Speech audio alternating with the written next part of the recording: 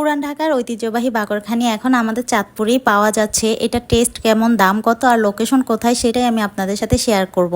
আমি কিন্তু এই বাকরখানি ঢাকায় থাকতে অনেক খেয়েছি, রংচা দিয়ে এটা অনেক বেশি মজা লাগে। চাঁদপুরে এসে অনেক খোঁজাখুঁজি করেছিলাম কিন্তু তখন পাই নাই। যাক, এত বছর পর হলেও কেউ একটা উদ্যোগ নিয়েছে এটা করার জন্য।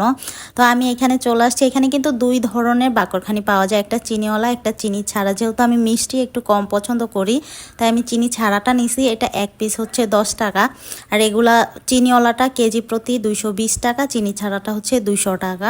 এটা টেস্ট আমার কাছে মোটামুটি ভালোই লেগেছে, অনেকটা ঢাকার বাকরখানির মতোই লেগেছে।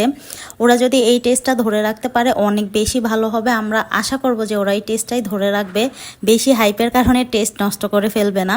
এটা হচ্ছে কালীবাড়ি প্ল্যাটফর্মের অপোজিটে ছোট্ট একটা দোকান, আপনারা আসলেই দেখতে পারবেন। একদম মুখে ছিল এই দোকানটা।